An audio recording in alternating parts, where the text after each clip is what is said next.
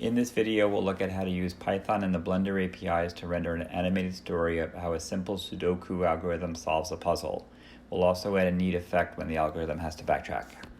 So let's get started. I got the idea to use Blender to animate the progress of a simple Sudoku algorithm after watching a Python Sudoku solver video on the computer file channel, which I'll leave a link to in the description below. There are more complicated algorithms for solving these puzzles faster and more efficiently. The point of this video is just to tell the story as the computer progresses, and for that we'll use a simple algorithm much like they used in their video. Before we get into the Python scripting, I created the raw objects in Blender. I started with a board, which is a plane that's broken up into 3x3 areas using simple beveling on the edges. I then created 9 numbers. Those will be duplicated whenever new instances of those numbers are needed on the board. Okay, now let's take a look at how the board's defined in Blender. I'm going to open this window up here. This is a text editor window where we can put the Python code. Let's scroll up to the top. And we see the grid here defined in terms of the rows, row 1 by 1 by 1, and you can see 530070000 equates to this row here. The second row starts with 6. Any zeros are blanks. The grid will hold the state of the board, including the initial state, which is fed here. I have a couple of puzzles primed. They're all based on the same numbers, but the medium and harder puzzles have some numbers that are missing, which causes the computer to take a lot more time and moves to get through them. And you see here the medium puzzle was 853 frames of the animation. This one took about 10 times that. Down here we have the grid objects. Grid objects, that's solely for Blender. That's the name of the object that's in the grid at the time. So for example, this guy here, this 5, would be maybe 5.001, and that happens as a result of copying the initial one over here as a base and then plugging it in here. And this will allow us to later on move it if we need to. How we determine where to drop these, where the center is for all of these boxes, I figured that out offline and then plugged it in here, the rows and the columns, so that the center of each of these is defined as well as each of these rows. And then depending on what cell you're in, it will pick the appropriate row and column, or X and Y, and then be able to drop and center a specific value in that box. A few more things to note before we look at the beginning of the code. There's an initial and end scale size. It goes from 0.2 to 1. What that does is it allows us to drop a new number onto the board and have it start small and then grow to become its full size over the course of a time frame that would be dictated by the duration window, which is currently set to 30. That equates to 30 frames, which in our rendering would be 1 second. While we have these activities going on, frame by frame and action by action, the addition of numbers or the flinging out or removal of numbers, we separate these by a skip window. So every time something happens, it'll run its course, and then 10 frames will go by before the next thing will happen to try to give the telling of the story a little more fluid action. Coming down to the bottom, I did try to render this using handlers on the frame change event, and then running the animation, and then tripping it every time the frame changed or was about to change. And it turns out that the render function doesn't work if animation is enabled. And so it caused quite a few issues, and there was a few workarounds that allowed it to become partly stable, but it wasn't fully stable. I did find another way to do it, which was rock solid and accomplished what I was looking for, and that's what we're going to look at here. The while loop at the very bottom here is going to drive the animation frame by frame until the puzzle is solved. For each frame, it's going to tell Blender to set that scene to that frame, and then I'm going to call the frame handler explicitly. This really isn't a handler anymore, but I'm going to call that explicitly after every frame is activated. And then once the frame handler is done, once it introduces onto the board what should be there for that frame, as far as the board solving is concerned, then I'm going to call render frame, and that's going to render the frame to a file that can then be used later for the animation. Okay, going up to the top now to the frame handler. This is where most of the rest of it is driven from. In frame handler, we're going to understand what frame we're currently on, And then based on that frame, we're going to take an action. The very first thing is to initialize the board, and we do that if we know we're on frame 1. And that's simply going to call initial setup. These prints are for debugging that I needed earlier on. Once initial setup is run, what it's going to do is take a look at the grid that we just looked at, and for each of the values in the grid, it's going to place them onto the board here. And it's going to do it in a way where if it's non-zero, it's going to grab a copy of our initial set of numbers that we have off on the side, our reference numbers, and it's going to introduce that copy into our parallel grid objects matrix, which is going to then be the list of Blender objects that we may need to move around. And then it's going to center that object in the XY coordinate on the grid that it needs to be at, based on those values that we primed above. I could have done that dynamically, but with the size of the grids between the subboards, it was faster for me to just figure it out row by row and column by column. The neat trick here, though, is that we're going to introduce it at the current frame. We're going to introduce a keyframe that starts at the initial scale value, which is at 0.2, and then we're going to let it know that at a frame later on of the current frame plus the duration window, we want that to be at the end scale, which would be 100%. That's going to cause the following effect. Once we've moved on past frame 1, other actions will happen. Our approach is going to be to look for all the definite solutions, all of the boxes that have one and only one value, and get those out of the way first. That'll be the first set of values that are going to kick off after that first duration window goes by. And we're going to scan for any definites and do that by calling the solve definites function, and maintain that true false as to whether we did find definites, so that we know we should continue to look again and again to see if we can squeeze out any more. And so let's take a quick look at the definites, solve definites function. It's going to work similar to the initialize, where we're going to go through the board and we're going to look for every square within the board. We're going to look for any empties, and then for each empty, we're going to scan through all the possible values from 1 to 9 to see if any of those numbers are possible there. If we do find a possible number, we're going to make a note of it. What we more importantly want to know is there more than one value that can fit in there? And if there is, then we're not sure which one goes in there yet, and we can't lock it in as a definite. We're going to do that by calling the possible function. And possible is going to take that, for that cell, it's going to go through every number from 1 to 9 and look to see if that number exists anywhere within the row or column that square is part of within the bigger board, because if it is, then it can't be placed there at all. It's not possible. And the other thing it's going to do is for the subboard of values, it's going to look to make sure that it doesn't exist anywhere within that subboard either. Any of those 3x3 subboard areas can only have one copy of every number. Once we have that done, we'll be able to return back either a true or false, indicating whether the number that we're considering is possible or not.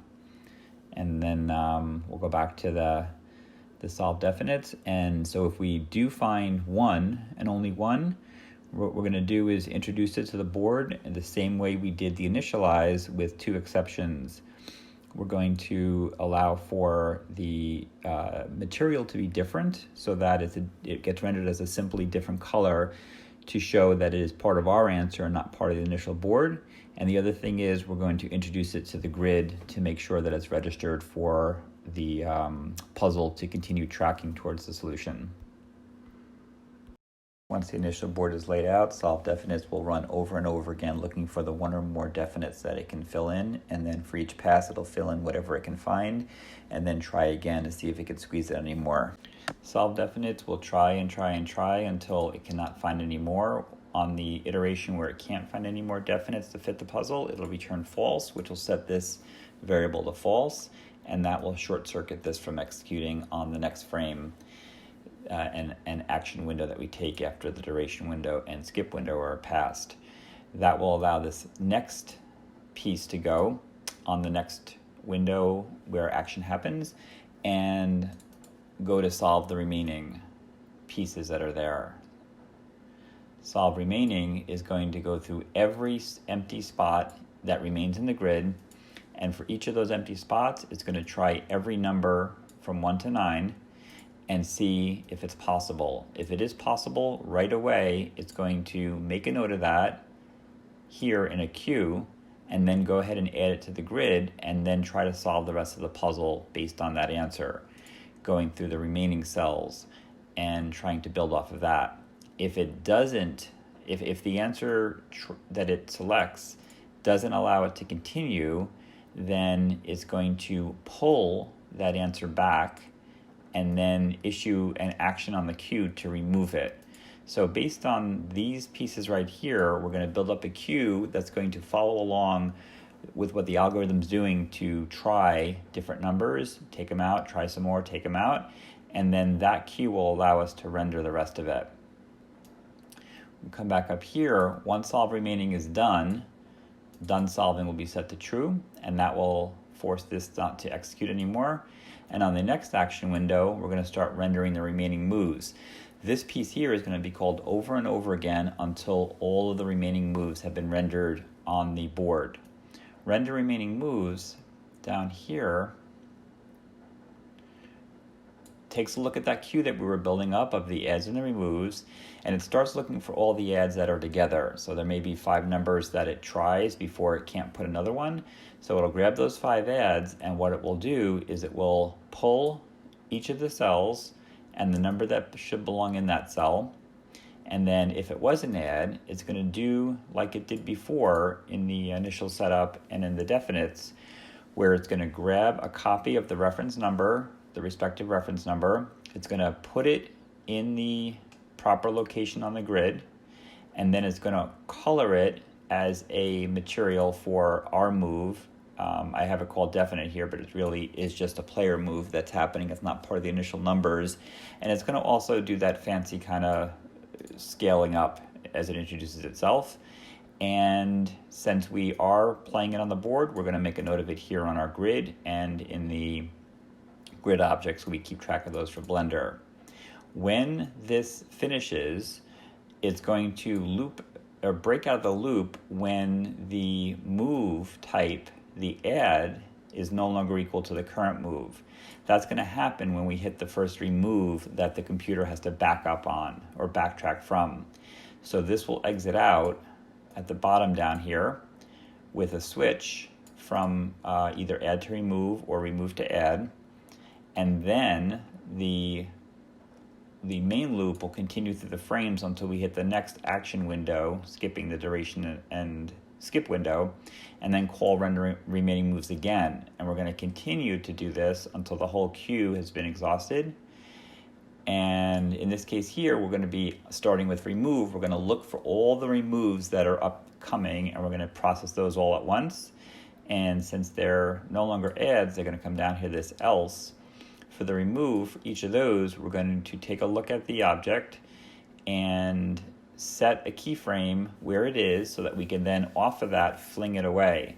Based on a 50% chance of either going up or down the board, the number will either be flung up or flung down. That's what this is going to determine here.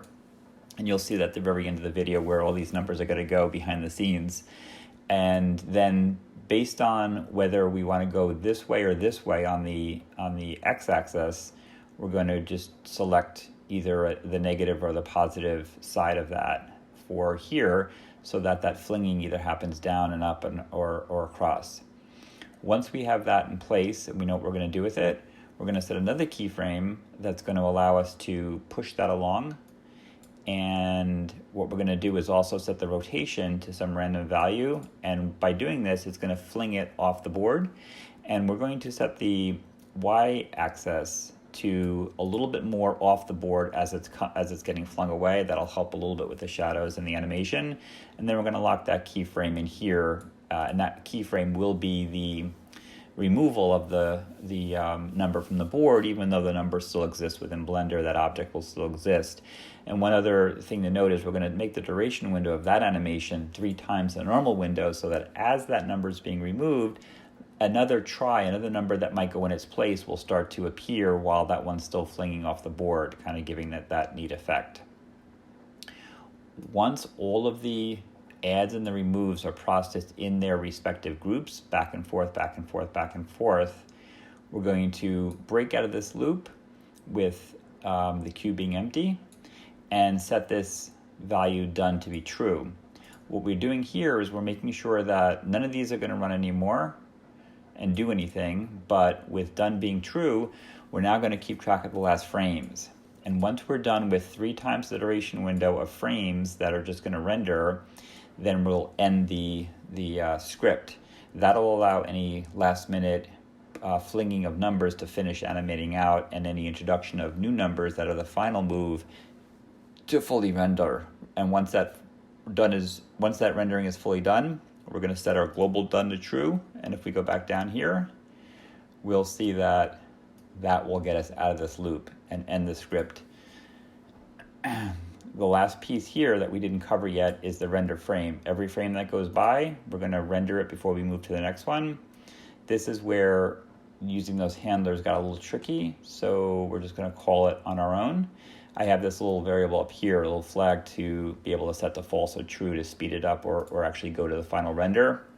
With it being true, it'll come in here and it will set the format for the file and the file path based on what I have over here in the configuration. And then it will create the file name based on the frame number we're on. So 1.png, 2.png, and so on. And then we'll go ahead and it will render that out to the PNG file. And then what you want to do is you want to set that file path back to what it was. Otherwise, this file path will start to grow with your file names within it. So it'll have like 1 and then 1, 2, 1, 2, 3, 1, 2, 3, 4. You don't want that. You want to build off of it from the base every time. Here's an example of solve remaining, rendering the remaining add and remove moves until the board is solved. Anytime it has to backtrack, it flings the numbers that didn't work off and then tries to push forward again until it solves the puzzle. Here's that behind the scenes shot I promised. This is the hard puzzle. At the end, the solution is on the board and all of the numbers that did not work out were flung off either to the top and the bottom. Here is the 12x sped up version of that hard puzzle being solved in 8,000 plus moves. The camera is not capturing the discarded numbers above and below the board. Please feel free to use this script primed with your own Sudoku puzzles. Thank you for watching. Please leave any comments or questions below. If this video was useful or entertaining, please consider liking and subscribing.